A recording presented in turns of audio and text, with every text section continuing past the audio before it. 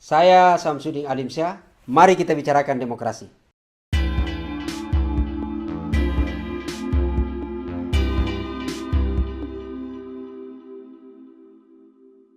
Terima kasih kuasa hukum.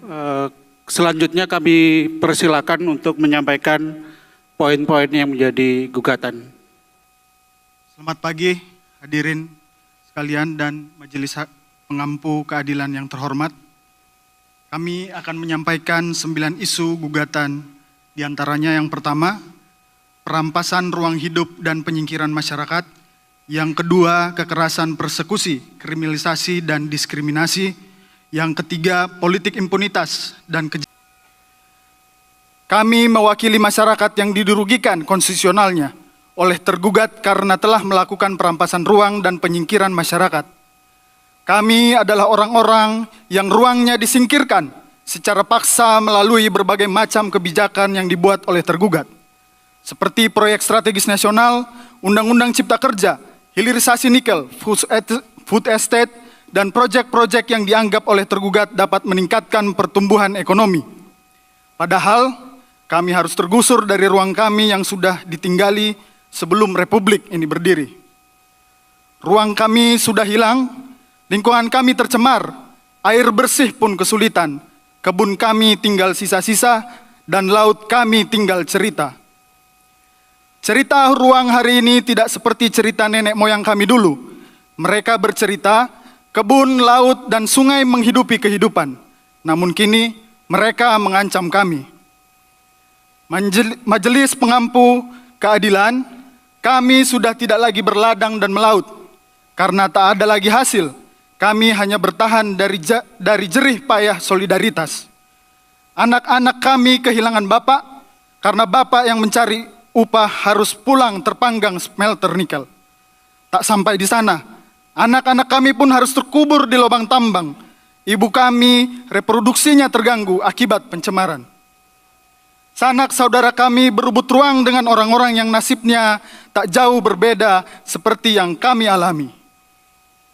Anak-anak kami bercerita, di kota ia hanya berebut kos dan ongkos untuk bertahan. Kami telah bertahan dengan situasi yang buruk, bertahan dan senantiasa melawan, namun kami dikriminalisasikan dan nyawa pun jadi taruhan.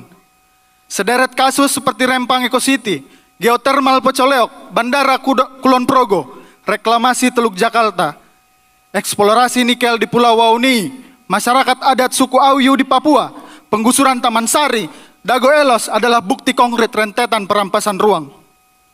Majelis pengampu, pada dasarnya tidak ada gunanya segala jenis yang gratis-gratis, bantuan-bantuan, program pemberdayaan yang digagas oleh tergugat, jika akhirnya ruang kami disingkirkan atas nama kekayaan alam yang terkandung di dalamnya dikuasai oleh negara dan dipergunakan untuk sebesar-besarnya kemakmuran penguasa. Tidak ada gunanya pesta pemilu jika pada akhirnya kami tidak bisa menentukan cara kami sendiri, hidup kami sendiri, dan kedaulatan atas ruang kami sendiri. Apa gunanya agenda yang ramah lingkungan, energi terbarukan, dan segala yang berkaitan dengan perubahan iklim kalau ujung-ujungnya hutan kami harus digunduli? Tidak ada gunanya sejumlah kebijakan penataan ruang dan perlindungan lingkungan jika rimanya berujung penyingkiran. Majelis pengampu, kami adalah orang-orang pencari keadilan atas keserakahan tergugat. Kami langkahkan kaki untuk hadir dalam Mahkamah Rakyat luar biasa, menuntut tergugat untuk bertanggung jawab, bukan hanya sekedar pasal-pasal seperti meja persidangan biasanya, tapi atas nama kemanusiaan dan keadilan. Isu yang kedua, majelis, adalah isu kekerasan, persekusi, kriminalisasi, dan diskriminasi. Yang mulia majelis pengampu keadilan, isu yang pertama, tergugat menggunakan dan melembagakan kekerasan terhadap kebebasan berpendapat dan berekspresi. Beberapa contoh kekerasan tersebut dapat dilihat dengan jelas dan masif, mulai dari kekerasan terhadap buruh yang menolak PP 78 tahun 2015. Kekerasan tersebut juga berlanjut terhadap kawan-kawan aksi anti rasisme Papua yang terjadi pada tahun 2019, hingga kekerasan masyarakat adat di Bangkal, Kabupaten Seruyan, Kalimantan Tengah. Yang kedua, tergugat terus membuka ruang bagi praktik-praktik penyiksaan dan perlakuan atau penghukuman lain yang kejam, tidak manusiawi atau merendahkan martabat manusia. Menurut catatan Kontras, setidaknya dalam kurun waktu 2002 hingga 2003 ada 54 peristiwa penyiksaan dan perlakuan atau penghukuman yang kejam, tidak manusiawi atau merendahkan martabat manusia. Yang ketiga, tergugat masih konsisten mempertahankan hukuman mati dan bahkan telah melaksanakan 3 gelombang eksekusi terhadap pidana mati. Yang pertama, 18 Januari 2015, yang kedua, 29 April 2015, yang ketiga, pada 29 Juli 2016. Amnesty International mencatat, pada 2021 terdapat 114 vonis hukuman mati, sedangkan pada 2020 sebanyak 117 vonis. Tingginya jumlah vonis hukuman mati tersebut sejalan dengan bercokolnya delik-delik pidana yang diancam hukuman mati. Yang keempat, tergugat melakukan pembatasan kebebasan berkumpul dan berserikat. 2 periode kepemimpinan tergugat telah mengeluarkan setidaknya beberapa kebijakan pembatasan yang berdampak pada pelanggaran kebebasan berkumpul dan berserikat. Misalnya saja, pembubaran Hizbut Tahrir dan pembubaran Front Pembela Islam. Yang kelima, tergugat membiarkan praktik-praktik pembentukan dan pemberlakuan regulasi maupun tindakan diskriminatif terhadap kelompok minoritas dan rentan. Selama 2 periode masa pemerintahan yang dijalankan, tergugat mempertahankan dan bahkan membiarkan lahirnya berbagai regulasi yang diskriminatif terhadap kelompok minoritas dan rentan. Komnas Perempuan mencatat 20 kebijakan yang membuat diskriminasi baik secara langsung ataupun tidak langsung terhadap perempuan. Kebijakan diskriminatif masih menggunakan pola pengaturan yang sama, yaitu potensi kriminalisasi. Selain itu, terdapat pula regulasi-regulasi yang mengancam kelompok dan rentan lain, seperti pembentukan dan pemberlakuan regulasi anti-LGBTIQ+, dan masih bercokolnya regulasi yang mengancam kelompok minoritas agama dan keyakinan. Nomor 6, tergugat membuka ruang dan membiarkan praktik-praktik persekusi terhadap kelompok minoritas dan rentan. Regulasi ini tindakan berupa pernyataan-pernyataan diskriminatif sebagaimana dijelaskan di atas. Aktornya adalah non-negara, dalam hal ini kelompok-kelompok yang mengatasnamakan identitas mayoritas. Kelompok-kelompok tersebut kerap menggunakan regulasi anti kelompok minoritas maupun pernyataan diskriminatif pejabat publik sebagai justifikasi bagi persekusi yang dilakukannya. Berdasarkan data Arus Pelangi, sejak 2016 sampai 2019, terdapat lebih dari 1.800 kasus persekusi kelompok LGBTIQ+. Begitu pula yang dialami oleh kelompok minoritas agama dan keyakinan. Yang ketujuh, tergugat mempertahankan dan membentuk regulasi-regulasi yang mengakselerasi kriminalisasi. Dalam 2 periode masa pemerintahannya, tergugat masih mempertahankan dan bahkan memproduksi regulasi-regulasi anti-demokrasi, terutama delik-delik pidana yang materi muatannya karet dan mengancam kebebasan berpendapat. Yang kedelapan, tergugat mengkriminalisasi ekspresi atau pendapat. Berbeda dengan istilah kriminalisasi, sebagai terminologi ilmu kriminologi dan ilmu hukum pidana, kriminalisasi dalam konteks ini merujuk pada penegakan hukum yang dilakukan bukan untuk tujuan penegakan hukum itu sendiri. Penggunaan kesewenang-wenangan penegakan hukum yang seolah-olah bertujuan untuk menegakkan hukum namun sebenarnya tidak. Ada motif lain di balik yang semata-mata hanyalah untuk merugikan seseorang yang diproses hukum dilandasi dengan itikat buruk. Lebih serupa lagi dengan fenomena yang disebut strategic lawsuit against public participation atau yang sering kita dengar anti-SLAPP. Gugatan strategis terhadap partisipasi publik yang merupakan praktik penyerangan secara hukum kepada orang-orang yang membela urusan publik. Kriminalisasi sebagaimana dimaksud di atas adalah merupakan fenomena yang jamak terjadi selama 2 periode masa pemerintahan tergugat dan kerap kali menyasar pembela HAM perempuan dan orang-orang yang mengkritisi berbagai tindak tanduk buruk rezim. Menurut SafeNet, selama Januari hingga September ada 112 orang yang menjadi terlapor atau korban kriminalisasi ekspresi di Indonesia. Hal tersebut juga merupakan implikasi dari masih bercokolnya delik-delik pidana yang materi muatannya karet. Demikian isu yang pertama. Yang kedua, majelis. Untuk isu selanjutnya akan dibacakan oleh rekan kami, Fadil.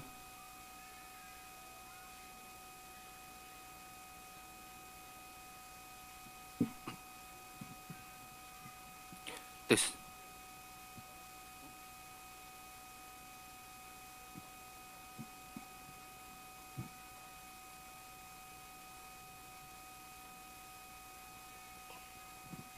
Tes.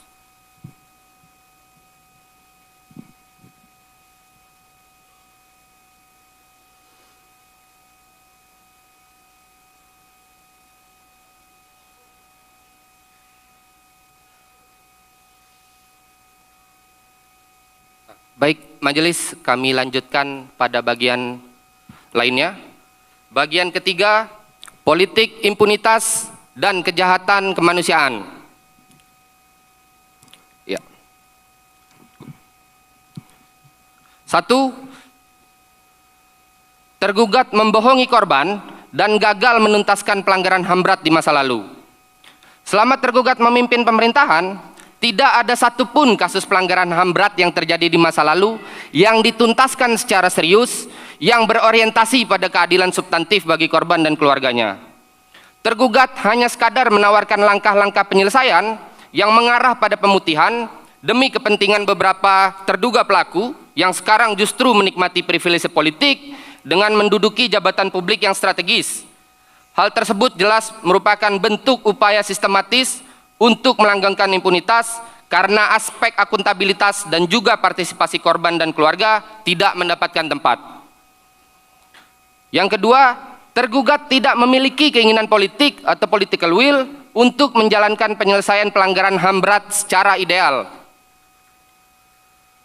Walaupun tergugat telah menyatakan pengakuannya terhadap kasus pelanggaran HAM berat sebagai tindak lanjut dari laporan tim penyelesaian non-yudisial pelanggaran HAM berat masa lalu pada 11 Januari 2023 lalu, namun nyatanya proses tersebut tidak diikuti dengan langkah konkret berupa pertanggungjawaban hukum dan akuntabilitas dalam menyelesaikan kasus pelanggaran HAM berat di masa lalu. Langkah tergugat sejauh ini hanya berada pada tataran implementasi yang jauh panggang dari api, yang pada akhirnya melahirkan konsekuensi panjang kepada korban yang selalu diberikan harapan palsu. Semestinya patut digarisbawahi, yang harus menjadi bahan evaluasi bagi pemerintah adalah mengenai pengungkapan pola, pelaku, dan rantai impunitas yang selama setidaknya 20 tahun ini absen dilakukan oleh negara. Yang ketiga, pelanggaran HAM berlanjut di era pemerintahan Presiden Joko Widodo. Menteri Koordinator Bidang Politik, Hukum dan Keamanan, Profesor Mahfud MD, sempat menyebut bahwa tidak ada pelanggaran HAM berat di zaman Presiden Joko Widodo. Padahal secara nyata pada 7 dan 8 Desember 2014 telah terjadi tragedi Paniai yang menyebabkan 4 orang meninggal dunia dan 21 orang lainnya luka-luka tanpa ada pemulihan dan proses yang menjamin keadilan dan kepastian hukum. Selain tragedi Paniai, terdapat pula berbagai pelanggaran HAM yang mengarah kepada unsur-unsur pelanggaran HAM berat di era pemerintahan tergugat.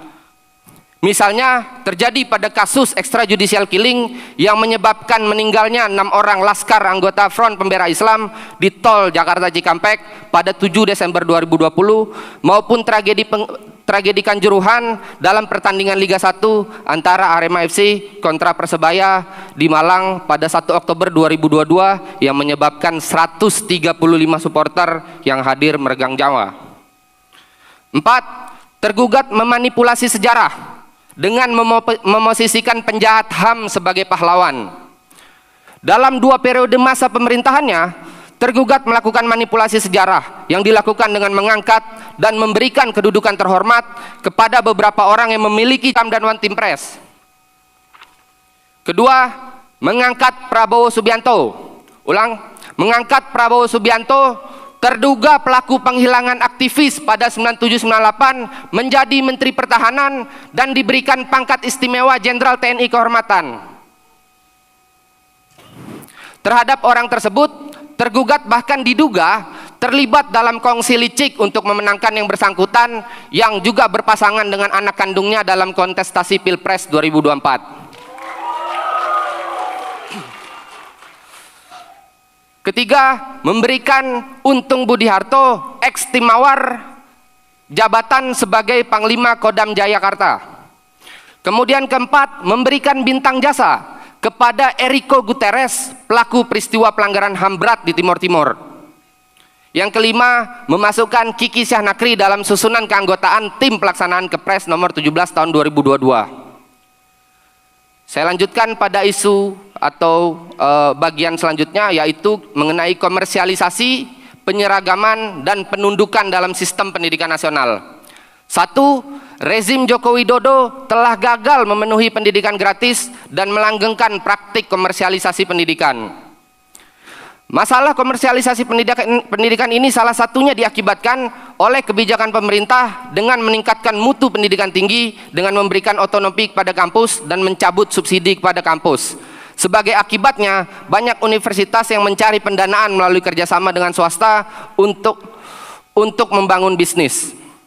Kemudian yang kedua, rezim Joko Widodo gagal mesejahterakan guru, dosen, dan tenaga pendidikan. Permasalahan komersialisasi pendidikan sejatinya tidak sebanding dengan kesejahteraan yang didapat bagi tenaga pendidik, baik guru honorer serta dosen non-ASN. Yayasan Bangun Kecerdasan Bangsa menyebut bahwa gaji honorer cenderung bervariasi, berkisar antara 1 sampai dengan 5 juta per bulan. Bahkan justru ada yang kurang jauh dari itu. Selanjutnya, korupsi di sektor pendidikan.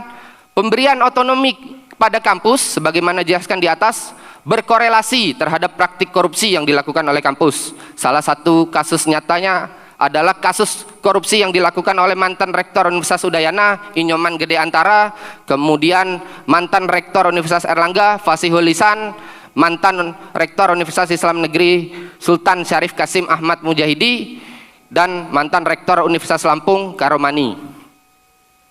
4. Keterbatasan sarana dan prasarana pendidikan yang inklusif.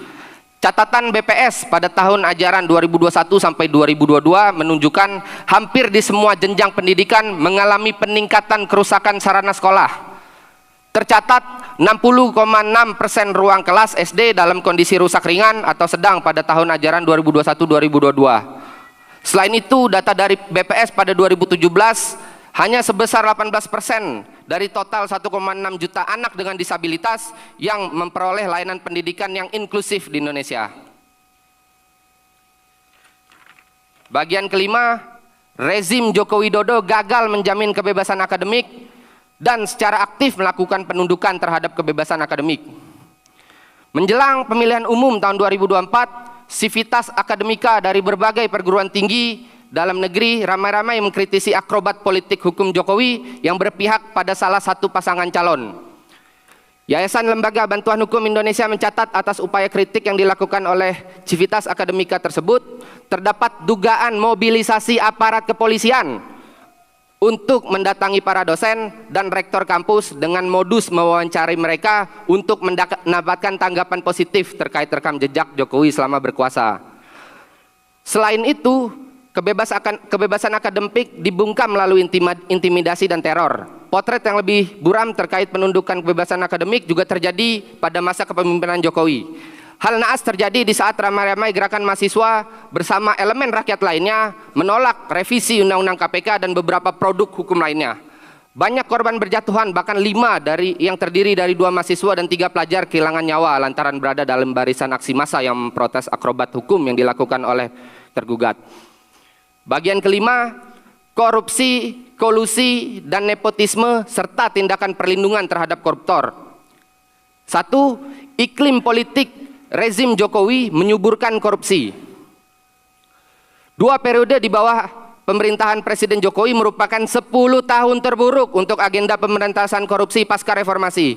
Sebab semangat amandemen Undang-Undang Dasar 1945 sebagai salah satu produk dan agenda reformasi 1998 yang merupakan agenda anti korupsi, kolusi, dan nepotisme agar tidak mengulang pola koruptif Orde Baru dalam tata kelola pemerintahan. Hal ini justru dihancurkan sedemikian rupa oleh rezim Jokowi. Penghancuran tersebut dilakukan baik secara sistemik legal maupun secara kultural politik. Bagian kedua, politik hukum pemberedelan pilar-pilar anti korupsi oleh Jokowi.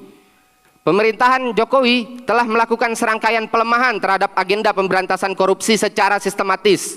Salah satunya dengan mengebiri independensi dan taji dari Komisi Pemberantasan Korupsi melalui revisi Undang-Undang KPK di tahun 2019 yang ditolak secara masif oleh publik. Tindak lanjut dari revisi undang-undang tersebut adalah dipecatnya sedikitnya 57 pegawai KPK yang secara administrasi dinyatakan maladministrasi dan pelanggaran HAM baik oleh Ombudsman maupun Komnas HAM. Kemudian yang ketiga, normalisasi konflik kepentingan oleh Jokowi. Dalam 2 periode masa pemerintahannya, Jokowi telah melahirkan ekosistem politik, kultur, serta tata kelola pemerintahan yang jauh dari semangat anti korupsi. Salah satunya dengan menormalisasi praktik konflik kepentingan. Di sektor publik, normalisasi konflik kepentingan yang dilakukan selama masa jabatan Presiden Jokowi dapat dilihat paling gamblang pada pemilu 2024. Sebagai kepala negara, Presiden Jokowi juga mempertontonkan secara terang-terangan keberpihakannya terhadap pasangan calon Prabowo Gibran di pemilu 2024 kemarin. Hal ini merupakan manifestasi terburuk dari konflik kepentingan dalam bentuk nepotisme dan penghidupan kembali politik dinasti sepanjang sejarah Indonesia pasca reformasi. Yang keempat, Jokowi berdagang pengaruh dan memuluskan maraknya praktik state capture corruption. Kombinasi antara obsesi rezim Jokowi terhadap ideologi pembangunanisme yang mengedepankan deregulasi, neoliberalisme, dan tata kelola pemerintahan yang koruptif telah menghasilkan pola relasi rent seeking dari lingkaran oligarki. Korporasi-korporasi raksasa dan para konglomerat mengambil banyak keuntungan dari kebijakan ataupun legislasi yang dikeluarkan oleh rezim Jokowi dengan praktik state capture, di mana fungsi-fungsi esensial dari penyelenggaraan negara telah dibajak untuk memperkaya segelintir orang dengan mengorbankan kepentingan publik yang lebih luas. Yang kelima, pembangunan dinasti politik Jokowi melalui nepotisme merusak semangat kompetisi sehat dalam demokrasi elektoral. Bahwa Presiden Jokowi menjelang akhir masa jabatannya telah melakukan sejumlah manuver dan upaya-upaya inkonstitusional demi mempertahankan sekaligus memperpanjang pengaruhnya dalam tata kelola pemerintahan pada lanskap ketatanegaraan pasca 2 periode kekuasaannya berakhir secara resmi di akhir 2024. Pasca Presiden Jokowi gagal untuk memperpanjang masa jabatannya menjadi 3 periode ataupun menunda jadwal pemilu 2024, Presiden Jokowi dalam banyak kesempatan telah diduga memperdagangkan pengaruhnya atau trading in influence selaku pemegang jabatan eksekutif dengan posisi tertinggi di Indonesia selaku kepala negara dan kepala pemerintahan untuk meletakkan anggota keluarga, kerabat, hingga orang terdekatnya pada posisi-posisi strategis secara tidak patut. Ini dilakukan untuk menjadikan orang-orang tersebut sebagai proksi atau perantara dari kepentingannya pasca purna tugas.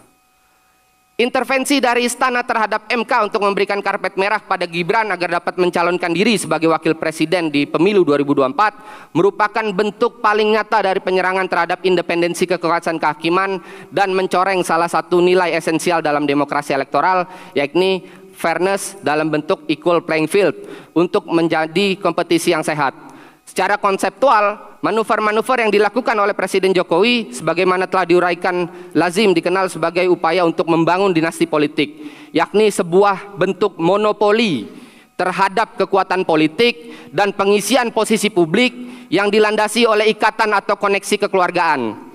Dinasti politik merupakan salah satu bentuk dari nepotisme, yakni setiap perbuatan dari penyelenggara negara yang menguntungkan kepentingan keluarganya dan atau kroninya di atas kepentingan masyarakat, bangsa, dan negara. Demikian dari kami, majelis akan dilanjutkan oleh rekan Diva.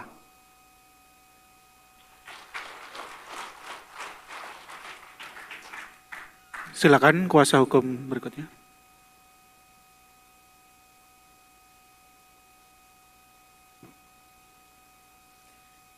Izin, Yang Mulia, salah satu tergugat kami atas nama Khairik Anhar hendak izin untuk meninggalkan ruang sidang karena sedang sakit. Apakah diizinkan? Terima kasih Yang Mulia.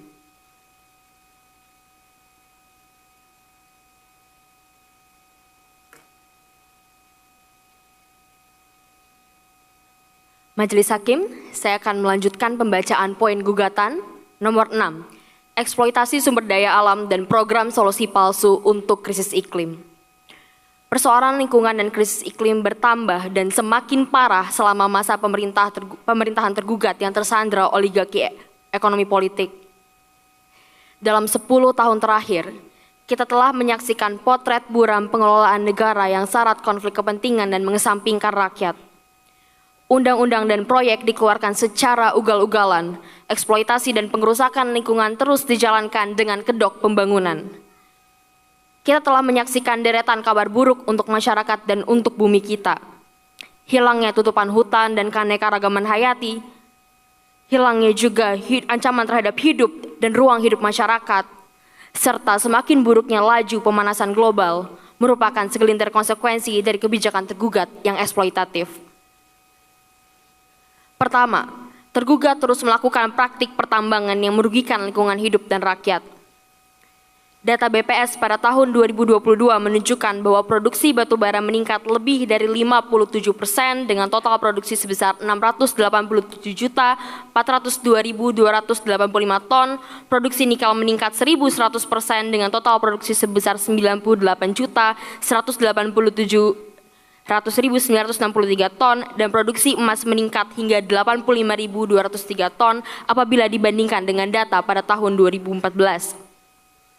Bahwa peningkatan jumlah produksi batubara dan mineral yang fantastis diiringi juga dengan berbagai insentif bisnis dan kemudahan perizinan berusaha yang ditawarkan oleh pemerintahan tergugat kepada para pengusaha. Bahwa kemudahan perizinan pertambangan tidak berjalan beriringan dengan pengetatan pengawasan perizinan berusaha, pemulihan, dan kemampuan negara untuk mendistribusikan keuntungan yang didapatkan kepada rakyat. Yang Mulia, rakyat hanya mendapatkan eksternalitas negatif. Misalnya, operasional pertambangan industri nikel yang memperburuk kualitas air, mengakibatkan penghancuran perkebunan masyarakat, menurunkan produktivitas penangkapan ikan yang menjadi sumber ekonomi warga, meningkatkan kasus ISPA hingga meningkatkan frekuensi banjir bandang. Ironisnya, di tengah pertumbuhan ekonomi provinsi akibat industri nikel yang melejit, angka kemiskinan justru naik. Bahwa pelaksanaan pertambangan mineral dan batubara mengabaikan keselamatan rakyat dan perlindungan lingkungan hidup, hal ini ditunjukkan dengan 104 konsesi pertambangan mineral dan batubara di seluruh Indonesia yang berada di kawasan berisiko tinggi gempa. Bahwa berdasarkan data Jatam pada tahun 2020, lubang tambang existing yang tersebar di seluruh Indonesia jumlahnya mencapai 3.092. Pembiaran lubang tambang ini mengakibatkan jatuhnya korban jiwa, mayoritas anak-anak sebanyak 168 jiwa, tanpa ada tindak lanjut dari tergugat untuk menjerat pelaku usaha yang melakukan pembiaran terhadap lubang tambang. Bahwa tergugat bahkan memberikan kesempatan bagi ormas keagamaan dalam kegiatan usaha pertambangan melalui PP nomor 25 tahun 2024 yang syarat dengan dugaan politik transaksional pasca pemilu 2024. Kedua, tergugat tidak menghentikan laju deforestasi. Alih-alih memperkuat komitmen Indonesia untuk menjaga hutan, pemerintah masih mematok target deforestasi hingga 10,47 juta hektare selama 2021 sampai 2030 berdasarkan laporan Greenpeace di tahun 2023. bahwa krisis iklim tidak menghentikan pemerintah Indonesia untuk menghasilkan solusi palsu yang terus mengorbankan hutan alam. Kebijakan bauran energi nasional untuk mencapai target 23% pada tahun 2025 didukung kebijakan co-firing di 52 PLTU di Indonesia mendorong ekspansi hutan tanaman energi. Proyeksi nilai deforestasi akibat kebijakan transisi energi yang memanfaatkan biomasa kayu dapat mencapai 4,65 juta hektare. Bahwa bahkan di akhir masa pemerintahan tergugat, hutan alam terus terancam. Pemerintah berencana mengembangkan industri perkebunan tebu jutaan hektar di Merauke, Papua Selatan. Proyek seluas 2 jutaan hektar ini masuk ke dalam proyek strategis nasional sebagai lanjutan dari pengembangan pangan skala besar. Yang mulia, kehadiran negara untuk melakukan kebijakan korektif dan melindungi hutan alam yang tersisa dipertanyakan sampai masyarakat dan masyarakat adat harus bertarung langsung melalui berbagai cara termasuk pengadilan. Impres moratorium sawit yang tidak dilanjutkan, pilihan kebijakan dalam penyelesaian kegiatan usaha di kawasan hutan yang membuka peluang pemutihan tindakan ilegal korporasi, evaluasi perizinan dan restorasi gambut yang dilakukan setengah hati hingga upaya hukum terhadap gugatan masyarakat yang hendak memulihkan hak-haknya menunjukkan bagaimana negara selama ini tidak berpihak kepada rakyat. Ketiga, tergugat tidak serius dalam transisi energi di Indonesia. Bahwa sektor energi merupakan penyumbang gas rumah kaca utama emisi Indonesia setelah sektor avolu yaitu sebesar 36,91% pada tahun 2016 kemudian sebesar 34,49% pada tahun 2019. Subsektor pembangkit listrik yang dinominasi oleh pembangkit listrik bertenaga batubara berkontribusi sebesar 35% dari emisi sektor energi. Bahwa perencanaan ketenagalistrikan di Indonesia selama ini menjadikan PLTU batubara sebagai pembangkit listrik utama. Bahkan melalui RUPTL 2021 sampai 2030 yang diterbitkan oleh Kementerian SDM, masih terdapat 13,8 gigawatt rencana pembangunan PLTU baru. Bahwa perencanaan ketenagalistrikan akibat dari penugasan 35 gigawatt yang pada nyatanya masih didominasi PLTU batubara telah membawa beberapa implikasi, seperti hal yang menjebak Indonesia dalam kelebihan kapasitas atau oversupply dan menjebak Indonesia dalam trayek emisi tinggi yang tidak sesuai dengan target perjanjian Paris. Bahwa sekalipun tergugat menerbitkan Perpres nomor 112 tahun 2022 tentang percepatan pengembangan energi terbarukan untuk penyediaan tenaga listrik yang memandatkan peta jalan pensiun dini PLTU batubara, nyatanya Perpres tersebut masih memberikan pengecualian untuk terus membangun PLTU batubara baru dan PLTU industri yang berorientasi peningkatan nilai tambah sumber daya alam atau proyek strategis nasional. Bahwa hampir 25% dari seluruh kapasitas PLTU batubara yang beroperasi di Indonesia adalah untuk penggunaan sendiri atau captive use, di mana tenaga listrik yang dihasilkan dari unit PLTU batubara dioperasikan secara off-grid oleh para pelaku industri. Emisi di masa depan dari PLTU batubara captive merupakan ancaman utama yang harus diperhatikan untuk mencapai target yang jelas, terfokus, dan ambisius.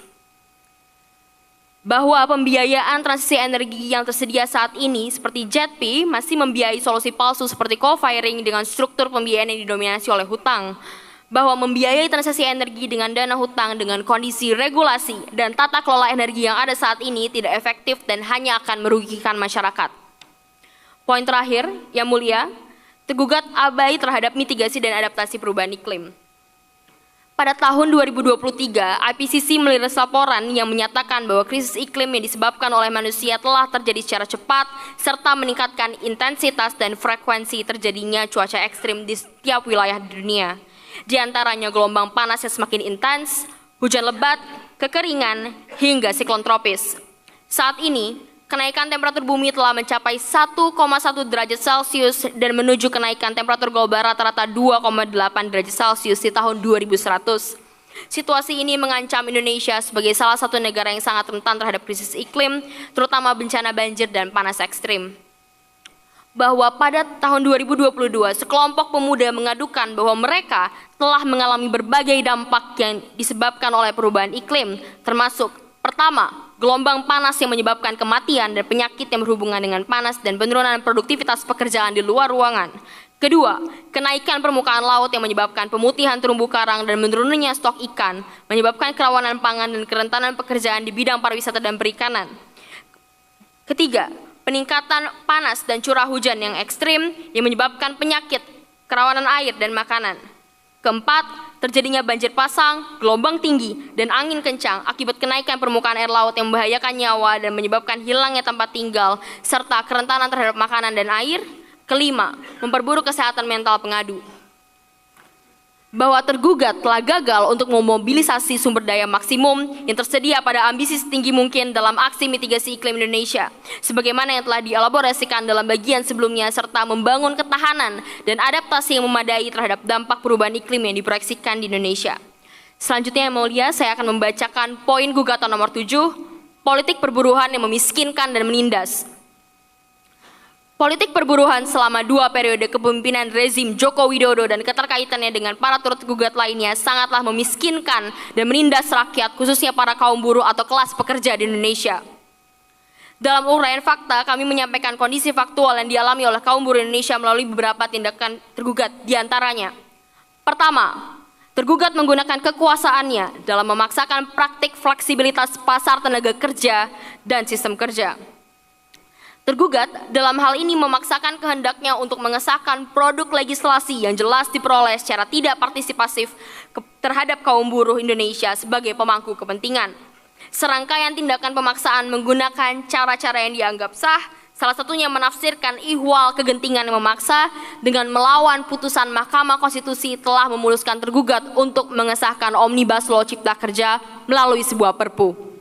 Padahal, materi muatan dalam Undang-Undang Aku sangatlah mendukung politik perburuhan yang menciptakan iklim fleksibilitas pasar tenaga kerja dan sistem kerja. Kedua, tergugat menerapkan model pembangunan ekonomi berbasis investasi swasta dengan melakukan praktik politik upah murah yang mengorbankan buruh.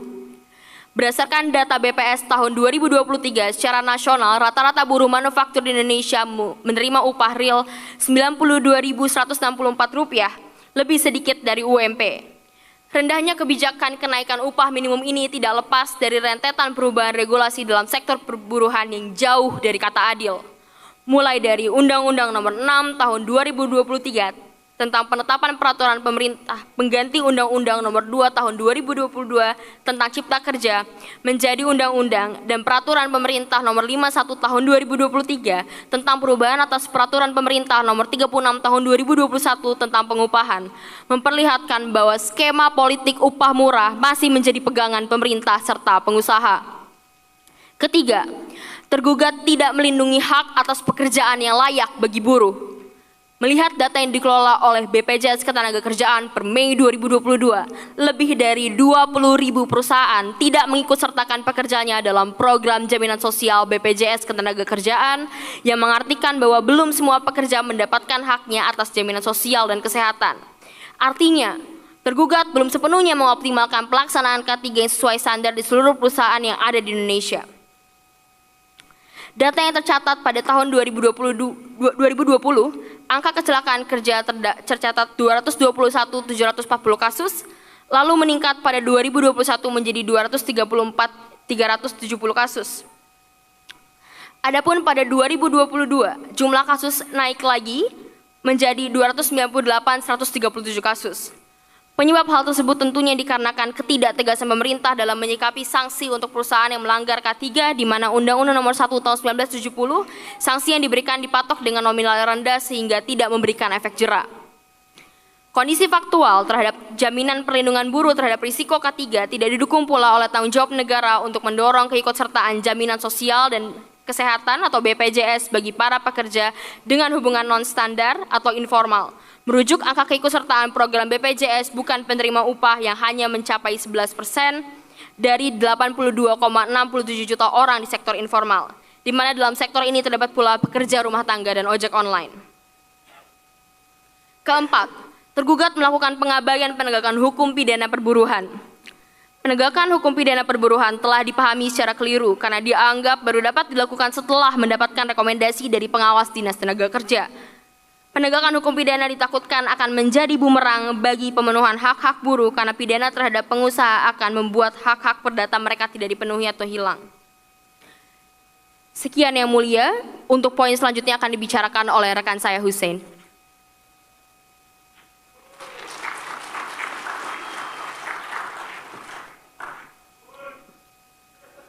Mohon izin Yang Mulia. Dosa ke-8, dosa tergugat ke-8, pembacakan legislasi. Yang mulia yang terhormat, selama menjabat dalam 10 tahun terakhir, tergugat menggunakan kewenangannya untuk menerbitkan berbagai ketentuan undang-undang, namun dijalankan dengan melanggar berbagai prinsip demokrasi dan konstitusi dalam pembentukan peraturan perundang-undangan. Meskipun secara formal mendapat legitimasi dari DPR RI atau bahkan putusan Mahkamah Konstitusi, tetapi jika ditelaah lebih mendalam, legitimasi tersebut akibat tidak berfungsinya dua lembaga tersebut dan bentuk praktik politik hukum pengabaian terhadap prinsip demokrasi dan negara hukum. Dalam praktiknya, Presiden tidak menyusun legislasi untuk kepentingan publik, namun melakukan pembajakan legislasi untuk kepentingan kekuasaan. Pembajakan legislasi merupakan pemanfaatan terhadap kewenangan oleh Presiden Joko Widodo atau tergugat untuk melakukan tindakan faktual dan hukum dalam pembentukan undang-undang sebagaimana yang diamanatkan oleh konstitusi. Beberapa praktik pembajakan legislasi selama pemerintahan Joko Widodo antara lain: pertama, penetapan Perpu Ormas. Siasat pembubaran Ormas melalui Perpu merupakan praktik nyata abuse of power yang mengancam demokrasi dan negara hukum. Hal ini berdampak pada pemberangusan kebebasan berekspresi dan hak untuk memeluk agama. Kedua, pengesahan KUHP 2023 dan pengesahan revisi Undang-Undang ITE. Pengesahan KUHP baru yang katanya mendorong semangat baru sistem penegakan hukum pidana Indonesia, akan tetapi nyatanya masih mempertahankan pasal-pasal yang mengancam kebebasan berekspresi dan mengkriminalisasi warga negara. Demikian halnya dengan revisi Undang-Undang ITE. Beberapa norma pidana yang telah dicabut oleh Mahkamah Konstitusi justru dihidupkan kembali oleh KUHP 2023 dan revisi Undang-Undang ITE. Sehingga hal ini adalah bentuk pembangkangan terhadap konstitusi. Apalagi proses pembahasan KUHP ini tertutup. Aksi-aksi protes mahasiswa dan pelajar dihadapi dengan tindakan represi oleh aparat kepolisian. Ketiga, penetapan peraturan pemerintah pengganti Undang-Undang Nomor 2 Tahun 2022 tentang Cipta Kerja atau Perpu Cipta Kerja. Penetapan Perpu ini adalah siasat Jokowi untuk menghindari proses legislasi yang transparan dan akuntabel. Apalagi sebelumnya Undang-Undang Cipta Kerja telah dibatalkan oleh Mahkamah Konstitusi dan Mahkamah Konstitusi meminta untuk dilakukan koreksi terhadap undang-undang tersebut oleh karena proses legislasinya yang terburu-buru dan tidak partisipatif. Bukannya memperbaiki proses legislasi, tetapi malah menerbitkan Perpu dengan pertimbangan yang absurd. Aksi-aksi protes dari buruh, mahasiswa dan pelajar dihadapi dengan kekerasan. Selanjutnya, kebijakan Jokowi yang pro investasi melalui jalur cepat peraturan pemerintah. Pasca Undang-Undang Cipta Kerja, rezim Joko Widodo semakin aktif menumpuk regulasi melalui peraturan teknis dalam bentuk PP, Perpres, hingga Permen. Peraturan-peraturan tersebut mengatur kebijakan strategis yang seharusnya disusun melalui proses legislasi yang transparan, partisipatif, dan akuntabel karena menyangkut hajat hidup orang banyak. Sehingga hal ini adalah bentuk pembajakan kedaulatan rakyat. Beberapa kebijakan tersebut antara lain adalah PP tentang bank tanah, PP, Perpres, dan Permen yang mengatur tentang proyek strategis nasional. Dengan demikian, secara keseluruhan tindakan pemerintahan Jokowi dalam proses legislasi dapat dikategorikan sebagai kejahatan demokrasi dan konstitusi melalui pembajakan regulasi yang mengabaikan kedaulatan rakyat dan negara hukum sebagaimana diatur dalam Undang-Undang Dasar 1945. Dengan demikian, secara keseluruhan tindakan pemerintah Jokowi dalam proses legislasi dapat dikategorikan sebagai kejahatan demokrasi melalui pembajakan yang mengabaikan prinsip kedaulatan rakyat dan negara hukum sebagaimana diatur dalam Undang-Undang Dasar. Selanjutnya, dosa yang ke-9, militerisme dan militerisasi. Yang mulia yang terhormat, selama hampir 1 dekade pemerintahan rezim yang dijalankan tergugat, beberapa kebijakan secara nyata tak terbantahkan telah mengabaikan dan bahkan memundurkan reformasi sektor keamanan yang selama ini susah payah dijalankan sejak reformasi 1998. Upaya nyata mengembalikan militer ke ruang sipil melalui pengaktifan kembali dui fungsi militer tidak hanya telah berdampak pada rusaknya tata kelola keamanan dan negara demokrasi, tetapi juga di banyak tempat seperti di tanah Papua berdampak langsung pada pelanggaran HAM. melalui serangkaian tindakan tergugat telah mengkhianati reformasi, khususnya sektor keamanan baik secara langsung maupun tidak langsung melalui tindakan-tindakan yang dilakukan oleh tergugat secara melawan hukum atau konstitusi yang akan diuraikan dalam penjabaran sebagai berikut. A. Tergugat menghidupkan kembali dui fungsi militer. Yang mulia Hakim Mahkamah yang terhormat, sebagaimana kita ketahui bahwa kekuasaan otoritarian Orde Baru yang menindas rakyat dapat kuat dan bertahan hingga 32 tahun, salah satunya dikarenakan karena sokongan penuh dari ABRI melalui peran sosial politiknya, yakni dui fungsi. Dengan dalih dui fungsi pada saat itu ABRI menduduki hampir seluruh sendi bernegara Indonesia. Oleh karena itu pada reformasi 1998, salah satu sasaran reformasi yang utama adalah pencabutan dui fungsi ABRI tersebut. Namun demikian, tergugat melalui berbagai cara secara nyata telah mengembalikan dui fungsi tersebut. Di antaranya, pertama, menghidupkan dui fungsi TNI melalui pengesahan Undang-Undang Nomor 20 Tahun 2023 tentang aparatur sipil negara. Revisi Undang-Undang ASN telah menghidupkan dui fungsi TNI melalui pasal 19 ayat 2 Undang-Undang ASN yang menyatakan jabatan ASN tertentu dapat diisi A. Prajurit Tentara Nasional Indonesia dan B. Anggota Kepolisian Republik Indonesia. Perkenan TNI menjabat jabatan sipil melalui pasal 19 ayat 2 Undang-Undang ASN ini tidak hanya keliru tetapi juga bertentangan dengan pasal 30 ayat 3 Konstitusi Undang-Undang Dasar 1945 yang secara eksplisit menyebutkan TNI sebagai alat negara yang berfungsi untuk melakukan pertahanan, melindungi dan memelihara keutuhan dan kedaulatan negara. Kedua, tergugat secara melawan hukum menghidupkan dui fungsi TNI dengan menempatkan TNI aktif di jabatan sipil, bahwa berdasarkan data Babinkum TNI pada tahun 2023 tercatat 2.569 TNI aktif di jabatan sipil, bahwa berdasarkan data Kemenhan pada tahun 2019 terdapat 29 anggota TNI aktif menjabat secara ilegal di luar ketentuan Undang-Undang TNI. Tidak hanya itu, berdasarkan pemantauan imparsial, penetapan TNI pada jabatan sipil tidak hanya pada jabatan pemerintahan pusat tertentu, tetapi juga pada jabatan politik, dalam hal ini kepala daerah.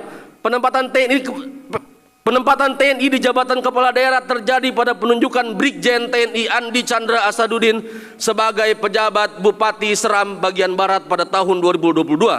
Berdasarkan pasal 47 ayat 1 Undang-Undang TNI menyatakan bahwa prajurit hanya dapat menduduki jabatan sipil setelah mengundurkan diri atau pensiun dari dinas aktif keprajuritan. Pada prinsipnya TNI tidak dapat menjabat jabatan sipil kecuali sudah pensiun dan atau setidaknya yang diperbolehkan dalam pasal 47 ayat 2, yakni jabatan yang membidangi koordinator bidang politik dan keamanan negara, pertahanan negara, sekretaris militer presiden, intelijen negara, sandi negara, lembaga ketahanan nasional, Dewan Pertahanan Nasional, Search and Rescue Nasional, Badan Narkotika Nasional dan Mahkamah Agung. Bahwa tidak hanya itu, tergugat dan turut tergugat pada saat ini sedang berusaha melegitimasi kembalinya dui fungsi militer melalui revisi Undang-Undang 34 tahun 2004 tentang TNI yang pada intinya tergugat berusaha meluaskan jabatan sipil yang dapat diduduki oleh prajurit TNI aktif. Bahwa usulan perubahan pasal 47 ayat 2 Undang-Undang TNI jelas akan melegalisasi perluasan praktik dui fungsi militer yang sejatinya secara perlahan mulai dijalankan terutama pada era pemerintahan tergugat. Di negara demokrasi, fungsi dan tugas utama militer seharusnya difokuskan sebagai alat pertahanan negara. Hal ini sesuai dengan hakikat keberadaan militer yang memang dididik, dilatih, dan dipersiapkan untuk perang dan tidak didesain untuk menduduki jabatan-jabatan sipil yang lebih berorientasi pada pelayanan. Oleh karena itu tergugat sebenarnya melanggar pasal 30 ayat 3 Undang-Undang Dasar 1945. Dalam putusan MK nomor 15 garing PUU strip XS garing 2022 disebutkan bahwa hanya TNI yang sudah tidak aktif yang bisa menjabat menjadi PJ kepala daerah. Maka apabila TNI aktif menjadi pejabat kepala daerah, maka sudah menyalahi putusan MK tersebut yang bersifat final and binding. Dan oleh karena itu, penempatan TNI di jabatan sipil telah bertentangan dengan putusan MK tersebut. Ketiga, tergugat secara melawan hukum menghidupkan dui fungsi TNI dengan memberikan peran non pertahanan kepada TNI dalam program food estate. Bahwa tergugat secara sadar menunjuk Kementerian Pertahanan untuk memimpin program food estate alih-alih Kementerian Pertanian. Sepanjang program Food Estate, Kementerian Pertahanan telah membentuk PT Agro Industri Nasional atau Agrinas yang berkantor pusat di gedung kementerian itu sendiri, yang mengurus produksi tanaman, pangan, perikanan, bioenergi, dan konservasi. Menurut Law Justice & Co, sebuah media investigasi online, kegiatan agribisnis Agrinas dijaga ketat oleh TNI dan keterlibatannya di program Food Estate di Kalimantan berisiko besar karena campur aduk antara bisnis pribadi, korupsi, kepentingan umum, dan militerisasi wilayah. Bahwa program Food Estate di Kalimantan Tengah, TNI memimpin proyek perkebunan singkong. Tanaman singkong dijadikan target karena peminat pasar yang besar atas produksi mie instan. Bahkan wilayah yang diperlukan mencakup 1,5 juta hektar atau 4.806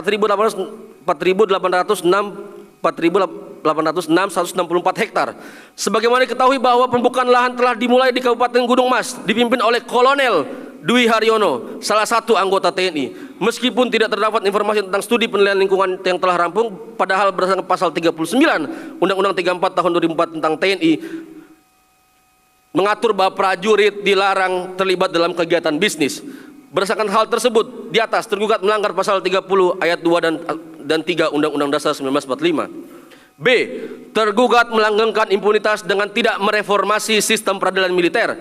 Situasi reformasi yang tersendat seperti sekarang dikarenakan belum tuntasnya berbagai kasus pelanggaran hak asasi manusia yang berat, serta ketidaktundukan militer terhadap yurisdiksi peradilan umum sebagai akibat mandeknya reformasi peradilan militer. Tergugat justru tidak pernah secara serius mengusulkan revisi Undang-Undang Peradilan Militer, padahal beberapa peraturan perundang-undangan pasca reformasi telah memberikan perintah hukum terkait dengan kebutuhan reformasi militer. Perintah reformasi peradilan militer setidaknya ditegaskan di dalam pasal 3 ayat 4 TAP MPR nomor 7 tahun 2000 yang menyatakan bahwa prajurit Tentara Nasional Indonesia tunduk kepada kekuasaan peradilan militer dalam hal pelanggaran hukum militer dan tunduk kepada kekuasaan peradilan umum dalam hal pelanggaran hukum pidana umum. Penegasan serupa juga disebutkan dalam ketentuan pasal 65 ayat 2 Undang-Undang nomor 34 tahun 2004 tentang TNI. Berdasarkan hal itu, tergugat melanggar pasal 27 ayat 1 Undang-Undang 1945 yang menyatakan segala warga negara bersamaan kedudukannya dalam hukum dan pemerintahan dan wajib menjunjung hukum dan pemerintahan itu dengan tidak ada kecualinya. Pernyataan yang serupa juga ditegaskan dalam pasal 28D ayat 1 Undang-Undang Dasar 1945 yang menyebutkan bahwa setiap orang berhak atas pengakuan, jaminan, perlindungan, dan kepastian hukum yang adil serta perlakuan yang sama di hadapan hukum. C. Terakhir, melanggengkan operasi militer ilegal yang mengakibatkan pelanggaran hak asasi manusia. Bahwa tergugat secara terus-menerus ajak melakukan operasi militer di tanah Papua. Berdasarkan data Aliansi Demokrasi untuk Papua, TNI setidaknya mengirimkan 10.250 personel non-organik TNI ke tanah Papua pada tahun 2023. Padahal perlu untuk diketahui status sebagai daerah operasi militer. Saya ulangi, padahal perlu untuk diketahui status sebagai daerah operasi militer Papua, baik statusnya sebagai darurat sipil, darurat militer maupun darurat perang telah dicabut pada tahun 1988. Oleh karena itu status keamanan di kota-kota di tanah Papua adalah sama dengan Jakarta, Depok, Medan, Bandung, dan kota-kota lainnya di Indonesia. Berdasarkan pasal 7 ayat 3 Undang-Undang Nomor 34 tahun 2004 tentang TNI, seluruh operasi TNI harus berdasarkan pada kebijakan dan keputusan politik negara. Ketentuan sebagaimana dimaksud pada ayat 2 dilaksanakan berdasarkan kebijakan dan keputusan politik negara. Adapun yang dimaksud dengan kebijakan dan keputusan politik negara berdasarkan penjelasan pasal 5 Undang-Undang TNI adalah kebijakan dan keputusan politik negara adalah kebijakan politik pemerintah bersama-sama dengan Dewan Perwakilan Rakyat yang dirumuskan melalui mekanisme hubungan kerja antara pemerintah dan Dewan Perwakilan Rakyat seperti rapat konsultasi dan rapat kerja sesuai dengan peraturan perundang-undangan. Oleh karena itu, sebagaimana pasal 7 ayat 3 Undang-Undang TNI, operasi militer di tanah Papua baik untuk perang maupun untuk selain perang, termasuk seluruh operasi militer di seluruh tanah Papua harus dikatakan sebagai operasi militer yang ilegal. Sebab tergugat tidak pernah mengeluarkan kebijakan dan keputusan politik negara bersama-sama dengan DPR sebagaimana dimaksud pasal 7 Undang-Undang TNI. Selain itu, alih-alih menyelesaikan Papua secara damai sebagaimana janjinya selain melaksanakan operasi militer secara ajak, tergugat juga memiliterisasi atau mensekuritisasi Papua melalui pembangunan pangkalan-pangkalan militer baru di tanah Papua secara besar-besaran. Misalnya Kodam Kasuari di Papua Barat pada tahun 2016, Komando Operasi Angkatan Udara 3 di Biak pada tahun 2016, Komando Armada 3 Angkatan Laut di Sorong pada tahun 2016, dan Komando Wilayah Pertahanan 3 di Papua pada tahun 2019. Instalasi tersebut belum termasuk instalasi-instalasi di bawah komando masing-masing matra dan instalasi batalion-batalion Kostrat baru di tanah Papua. Bahwa akibat dari operasi militer ilegal tersebut telah berakibat terus terjadinya kekerasan dan pelanggaran HAM, maka hal tersebut bertentangan dengan pasal 28G ayat 1 dan 2, pasal 28I ayat 1 dan 2 Undang-Undang Negara Republik Indonesia tahun 1945. Dampak-dampak pelanggaran konstitusi berdasarkan uraian-uraian mengenai fakta maupun pelanggaran konstitusi sebagaimana disebut di atas berdampak pada hal-hal berikut. 1. Bahwa seluruh tindakan tergugat sebagaimana dimaksud di atas telah merusak kehidupan demokrasi, khususnya reformasi sektor keamanan dengan mengembalikan dui fungsi militer. Kedua, bahwa seluruh tindakan tergugat sebagaimana dimaksud di atas menyebabkan hancurnya fungsi-fungsi konstitusional aparatur negara, khususnya TNI, karena tergugat dengan sengaja mempersiapkan TNI dan telah menggunakannya sebagai alat represi negara untuk menghadapi rakyat. 3. Bahwa negara termasuk tapi tidak terbatas pada orang Papua menjadi objek pelanggaran hak asasi manusia akibat operasi militer berupa kekerasan, represi, baik melalui tindakan aktif maupun pembiaran tanpa perlindungan.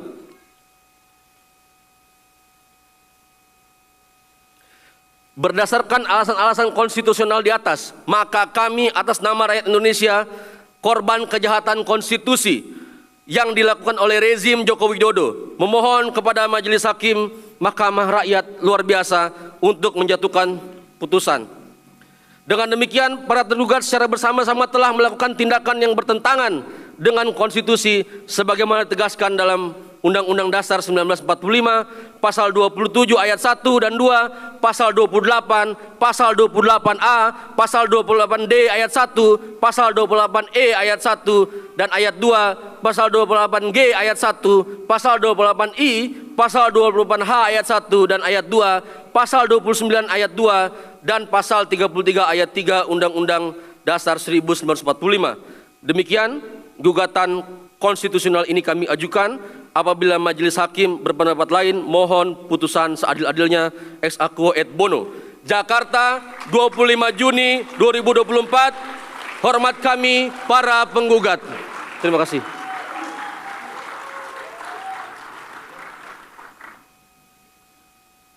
Terima kasih pada para kuasa hukum yang telah menyampaikan pokok-pokok gugatan dan berbagi kepada Mahkamah Rakyat luar biasa.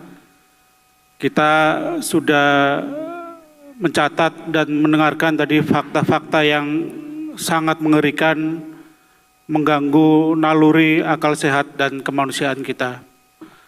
Selanjutnya kita akan memasuki agenda persidangan pemeriksaan saksi-saksi. Baik, kita akan segera melanjutkan pada agenda pemeriksaan saksi. Penggugat atau kuasa hukum akan menghadirkan berapa orang saksi?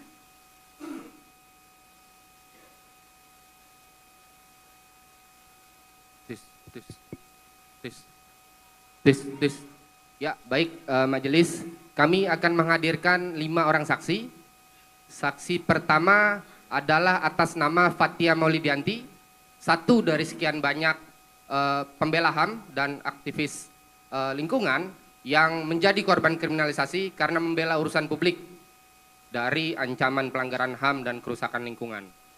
Kemudian saksi yang kedua adalah atas nama Henry yang merupakan Ketua Umum Serikat Buruh Industri Pertambangan IMIP Morowali yang saat ini sedang berhadapan-hadapan langsung dengan masifnya dan eksploitatifnya pertambangan nikel. Kemudian saksi yang ketiga, adalah atas nama Musrianto, perwakilan mahasiswa korban komersialisasi pendidikan. Kemudian saksi yang keempat adalah perwakilan warga Rempang, korban penyingkiran dan perampasan ruang hidup serta brutalitas polisi. Kemudian saksi yang terakhir adalah Ambrosius Mulait, perwakilan orang asli Papua, korban operasi militer ilegal, diskriminasi dan persekusi terhadap orang asli Papua. Itu majelis, demikian. Saksi keempat yang perwakilan warga Rempang tidak ada namanya. Ya, nanti akan kami jelaskan lebih lanjut dan dikonfirmasi dengan saksi, karena dalam proses menuju persidangan ini ada potensi ancaman-ancaman atau intimidasi maupun teror terhadap saksi. Oke, saya akan mendengarkan penjelasannya nanti. Silakan kelima saksi dihadirkan ke dalam ruang sidang.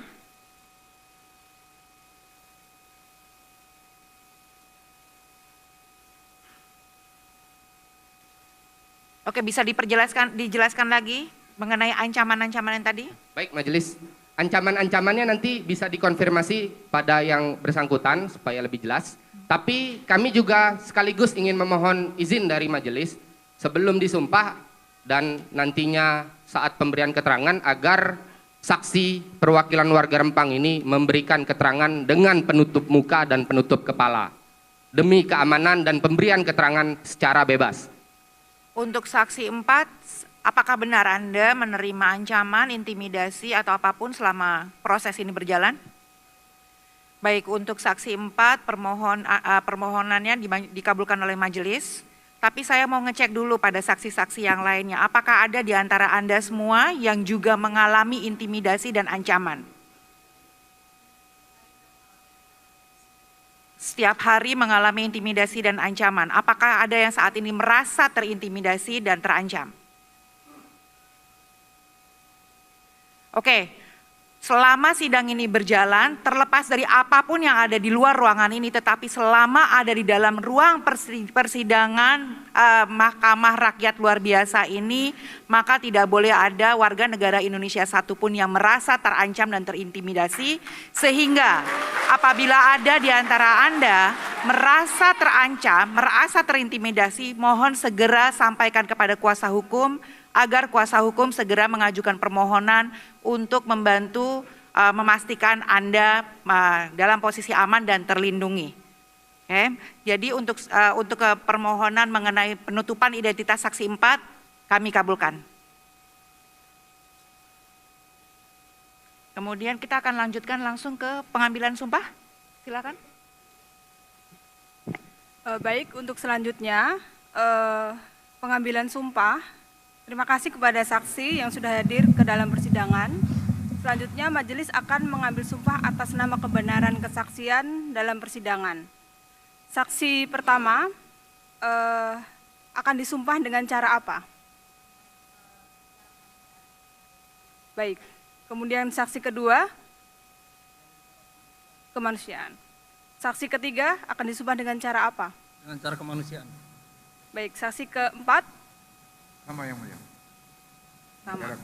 Untuk saksi kelima, sama juga. Baik. Kepada saudara saksi, sebelum saudara saksi memberikan kesaksian, saya akan meminta Hakim Romo Kristo untuk memimpin sumpah secara kemanusiaan.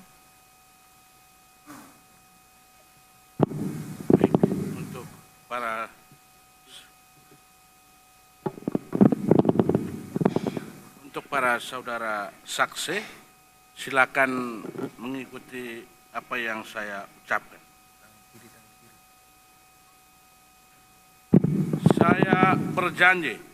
Saya berjanji akan memberikan keterangan yang benar dan tiada yang lain daripada yang sebenar-benarnya.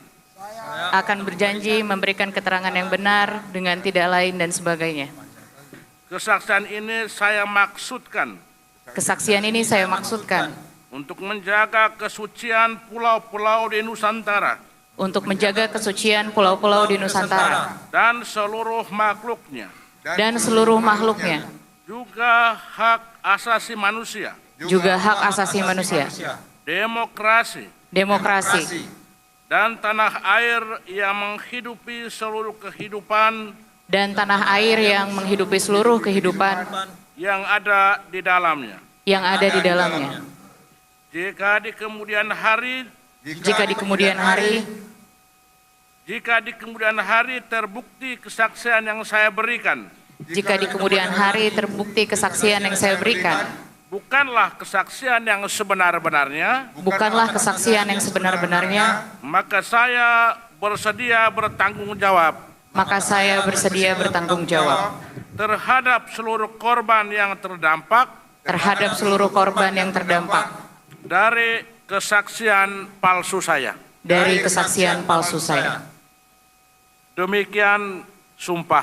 Demikian sumpah saya.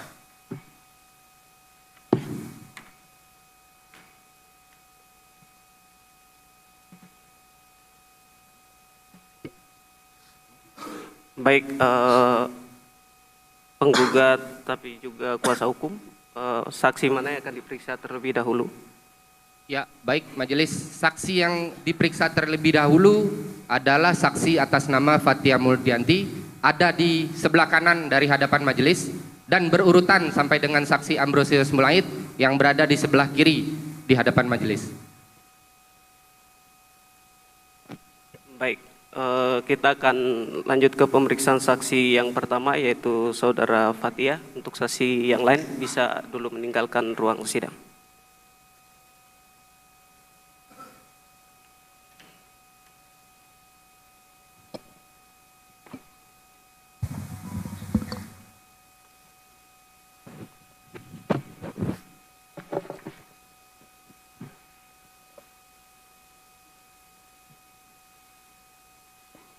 Selamat siang kepada para hadirin yang saya hormati dan juga yang mulia majelis hakim yang baik dan setara.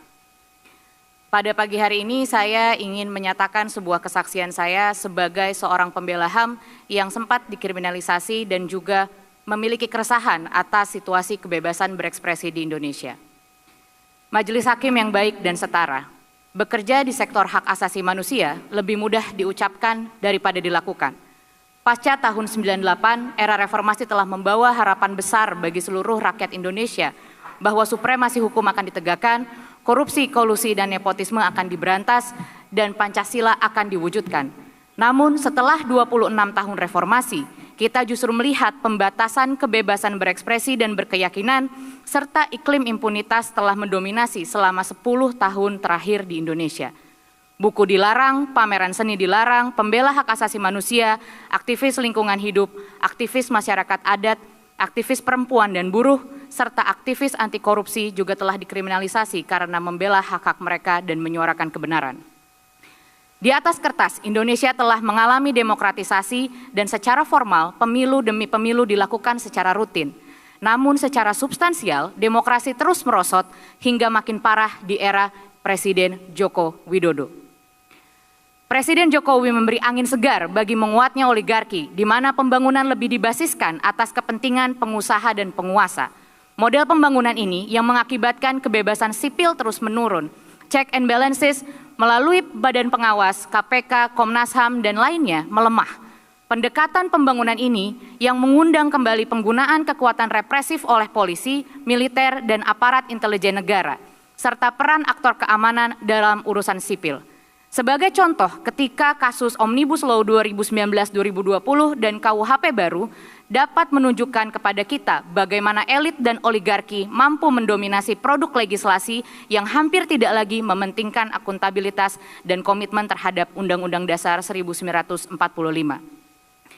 Lebih dari itu, nafsu pemerintah membangun dengan topangan investasi asing juga melahirkan berbagai konflik dan krisis baru sebagai mana yang terjadi di Papua, Sulawesi, Halmahera Utara, Rempang, Banyuwangi, Wadas, dan masih banyak lagi di daerah lainnya di Indonesia. Krisis iklim dan kemanusiaan di wilayah-wilayah tersebut hingga hari ini diakibatkan oleh gaya pembangunan tanpa mengedepankan prinsip hak asasi manusia yang baik secara dampak lingkungan maupun hak asasi manusia itu sendiri.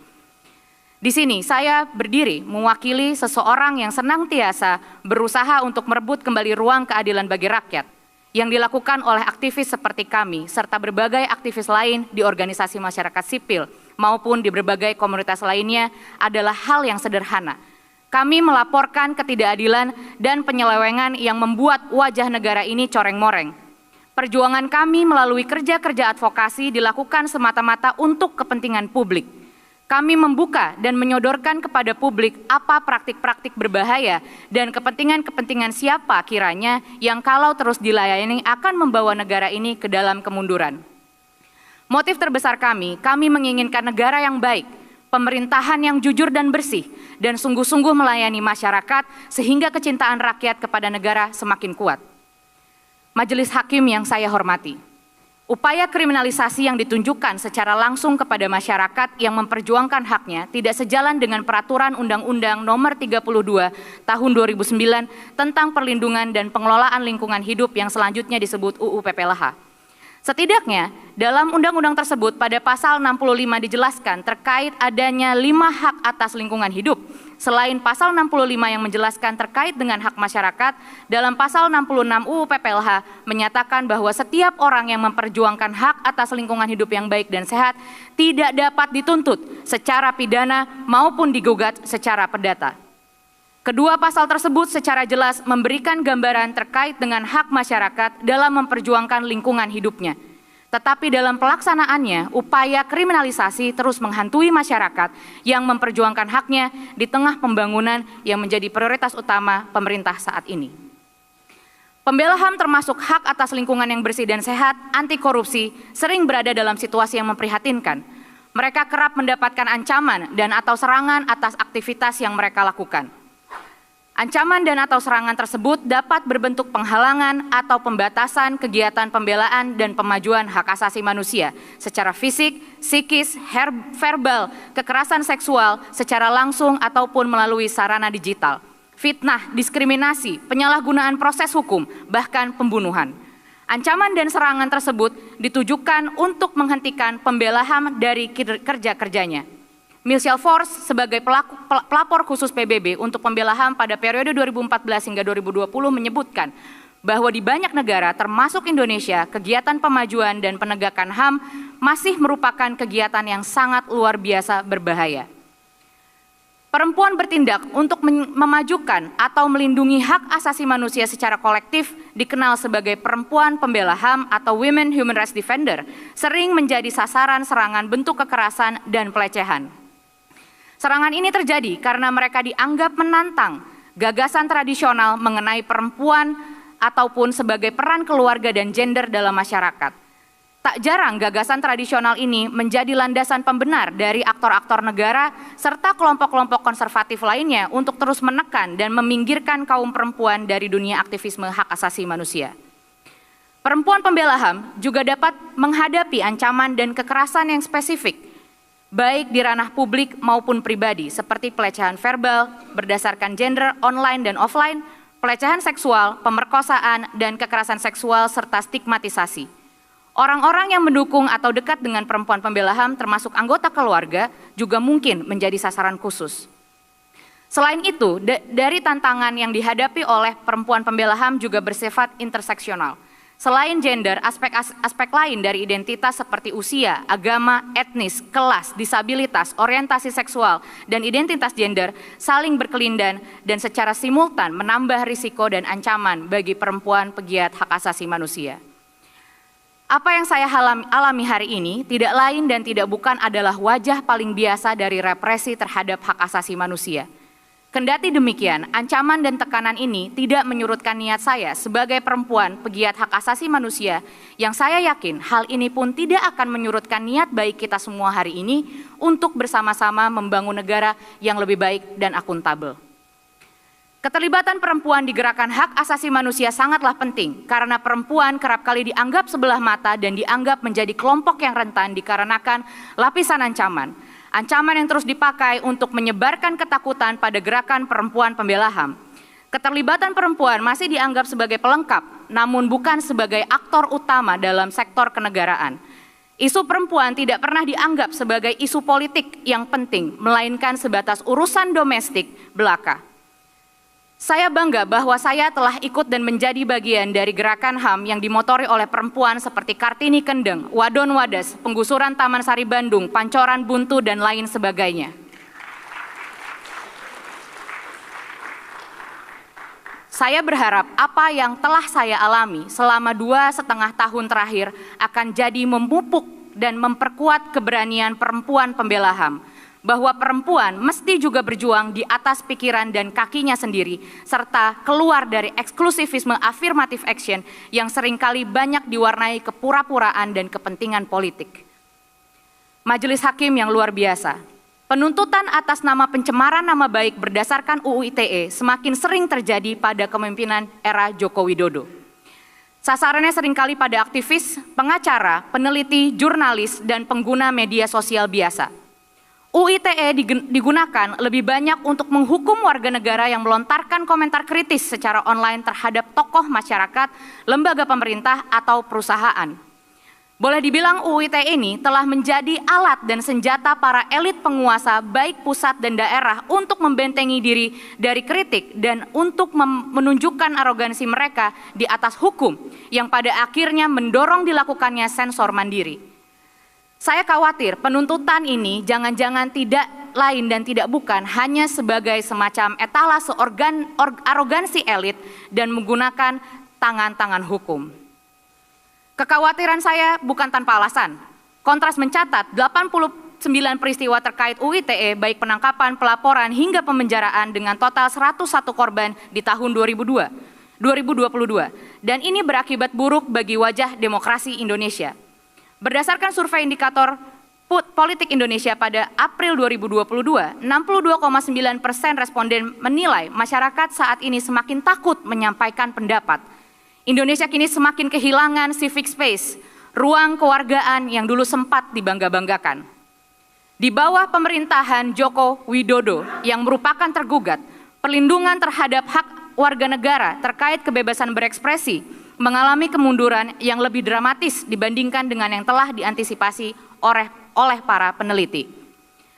Reformasi hukum dan tren penegakan hukum telah diterjemahkan menjadi tingginya angka kriminalisasi terhadap bentuk pendapat, berkumpul, pengawasan atau surveillance, dan perluasan kekuasaan, eksekutif hingga merugikan perlindungan hak asasi manusia.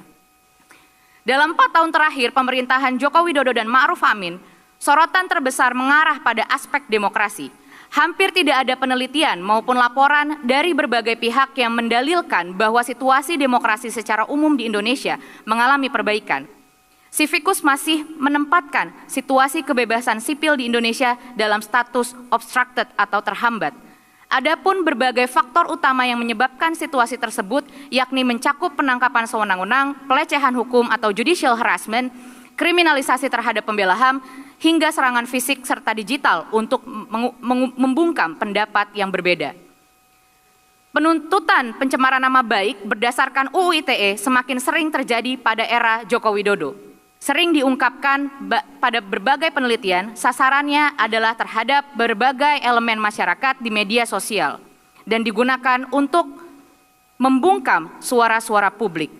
Berbagai tren dan pola yang ada kembali menegaskan bahwa Indonesia ada dalam pengaruh legalisme otokratis yang mana praktik pemimpin otoriter atau otokratis menggunakan sistem hukum termasuk peraturan dan undang-undang untuk memperkuat dan mempertahankan kekuasaan mereka. Dalam konteks ini, otoritas pemerintah dapat menggunakan lembaga-lembaga hukum dan undang-undang untuk mengekang oposisi politik, membungkam kebebasan sipil dan memperkuat kendali mereka atas masyarakat dengan membenturkan kepentingan-kepentingan masyarakat tertindas dengan masyarakat yang dianggap sebagai oposisi politik. Kontras mencatat bahwa kriminalisasi dengan menggunakan produk hukum atau judicial harassment yang terjadi menyasar berbagai kalangan masyarakat, baik itu aktivisme, perempuan, bahkan jurnalis dan berbagai kelompok rentan lainnya.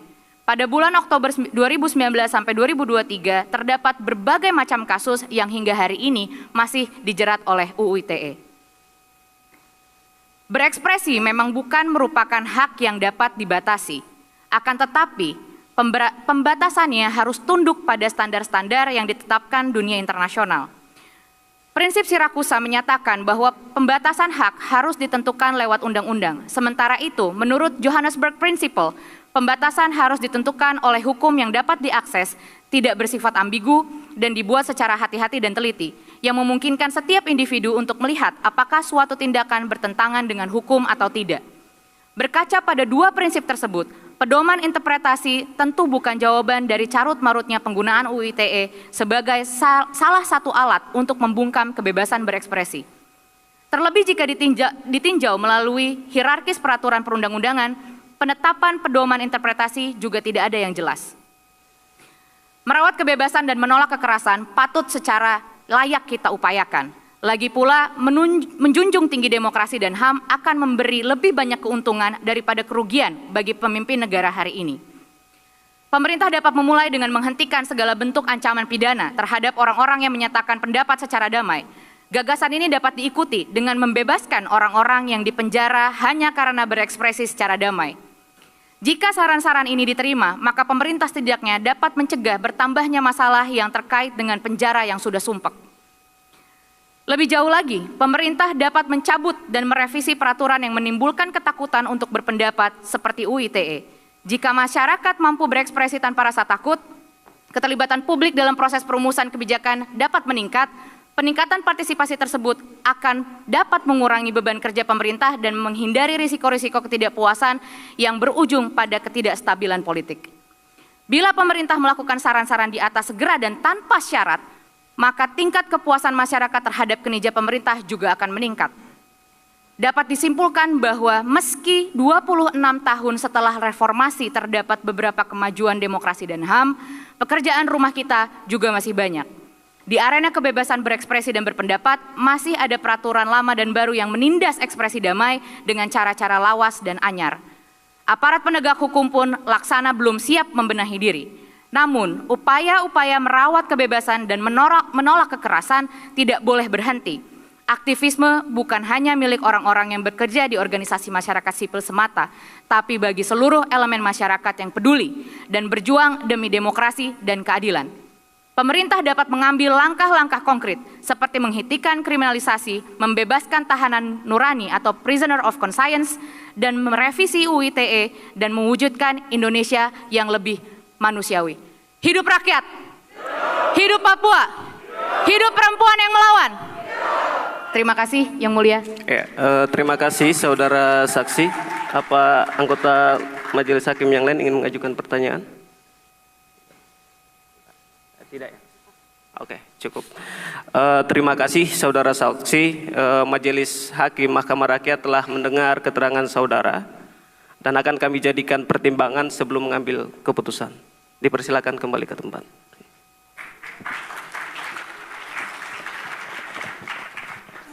Kuasa hukum, karena sekarang sudah 12:30, kami pikir kita bisa istirahat dulu. Ya, semoga bisa diterima para penggugat dan kuasa hukum. Ya, majelis, untuk waktu istirahat diberikan kesempatan sampai dengan kapan? Kami berpikir kita akan masuk jam 1:15 karena padatnya acara apabila tentu saja penggugat dan kuasa tidak keberatan.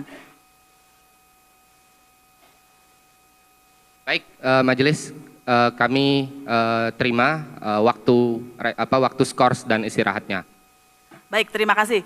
Sebelum kita beristirahat, kami menunda persidangan ini. Izinkan kami para hakim menyatakan sesuatu. Kami berterima kasih kepada penggugat, saksi, dan mungkin pengunjung sidang yang telah memuliakan hakim, tapi kami merasa tidak patut menerimanya. Jadi mohon tidak memanggil kami yang mulia. Alasannya ada dua hal. Pertama, kita semua manusia yang setara, dan kedua, kami tidak lebih baik. Kami pikir tidak ada yang lebih mulia daripada orang yang memperjuangkan keadilan di tengah situasi sulit seperti para penggugat, kuasa hukum, saksi, bahkan pengunjung sidang. Terima kasih. Dengan demikian, sidang kami tunda hingga 1:15. La ilaha illallah, la ilaha illallah, la ilaha illallah, la ilaha illallah, la ilaha illallah, la ilaha illallah. Pada saat ini sudah lebih kurang 4 tahun lebih kami berjuang di negara kita ini khususnya untuk menghadapi CAP. Sampai saat ini kami masih diberi intimidasi dari pihak kepolisian. Ya, maka dari itu kami pada malam hari ini pada rekan-rekan atau adik kami yang dari BH untuk bagaimana untuk menunjukkan semangat lah untuk kami minta dari mahasiswa, mohon dukungannya khususnya bagi mahasiswa.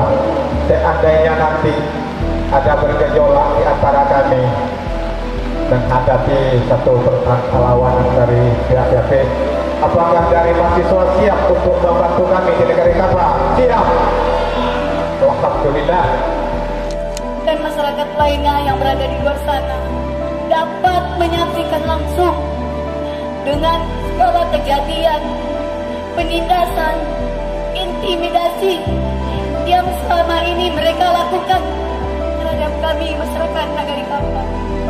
Seakan-akan kami masyarakat Nagari Kapa tidak ada harganya di mata mereka. Pernyataan sikap bersama. Pernyataan sikap bersama. Pada hari ini. Senin. 20 Mei 2024. Bertempat di Desa Pakel. Banyuwangi. Kami rakyat Jawa Timur. Menyatakan sikap. Satu. Bahwa 10 tahun. Rezim Joko Widodo gagal dalam menjalankan amanah reforma agraria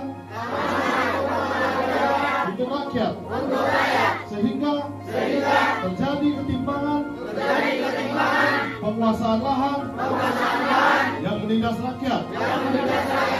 Dua, rezim Joko Widodo gagal dalam menghentikan siklus kekerasan dan pelanggaran HAM terhadap rakyat.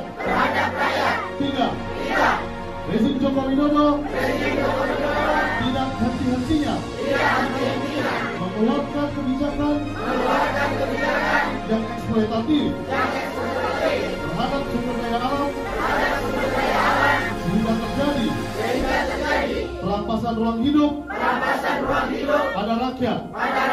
Adili Jokowi. Hidup petani. Hidup petani.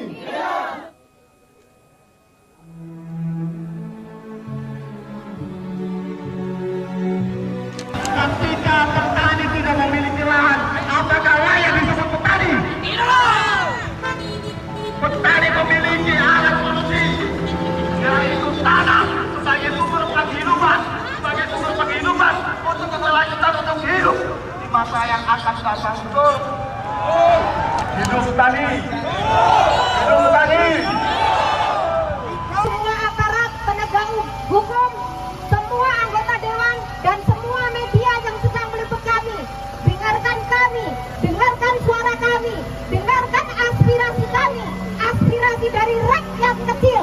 Kami sedang berjuang, kami melawan mafia-mafia tanah yang tega merampas dan mengambil hak-hak kami. Kami datang jauh-jauh dari Lampung Timur, Pak. Dengarkan kami, bapak-bapak yang sekarang ini menjadi anggota dewan. Kursi yang bapak duduki sekarang ini adalah kursi yang kami pilih untuk Anda. Setelah bapak-bapak dan ibu-ibu duduk di kursi yang empuk, di ruangan yang ber-AC, bapak-bapak itu lupa dengan tugas-tugas yang sudah kami amanahkan kepada kalian. Bapak penegak hukum, dengarkan kami. Kami akan menegakkan kebenaran. Kami menuntut keadilan. Kami itu rakyat kecil. Jangan sampai ketentraman dan kenyamanan hidup kami terganggu. Kami itu resah gelisah, Pak. Gundah gulana. Kenyamanan kami terenggut. Kami selalu berpikir bagaimana jika lahan garapan yang ada di tanah kami itu diambil oleh para mafia-mafia tanah. Bapak AHY, Menteri ATR BPR, buktikan kepada kami janji-janji Anda. Jangan cuma dong, Pak.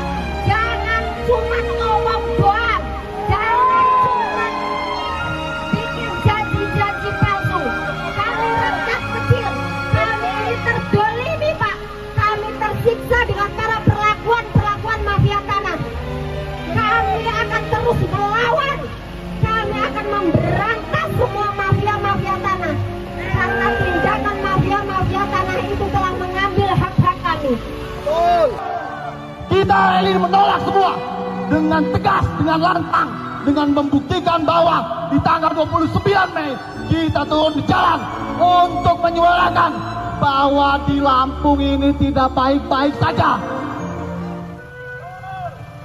Kata Gubernur Lampung, petani di zaman kepemimpinan beliau akan berjaya. Nyatanya bohong, betul. Dari putusan Majelis Hakim peninjauan kembali kasus Dago Elos, maka Majelis Hakim Pengadilan Rakyat mengadili: 1. Mengabulkan seluruh dalil dari para pemohon, menyatakan alat bukti yang dihadirkan oleh Muller bersaudara adalah bukti palsu dan tidak pernah diperiksa secara seksama oleh Majelis Hakim, baik di tingkat pengadilan agama, pengadilan negeri, pengadilan tinggi, hingga Mahkamah Agung. Menyatakan bahwa alasan untuk mengajukan peninjauan kembali tidak rasional dan tidak beralasan hukum. Petani Bunda Rejo mau menuntut agar tanah konflik kembali ke rakyat supaya negara bertanggung jawab untuk menyelesaikan tanah konflik di Bunda Rejo antara PT LPI dengan petani Bunda Rejo dengan singkatan Germapun.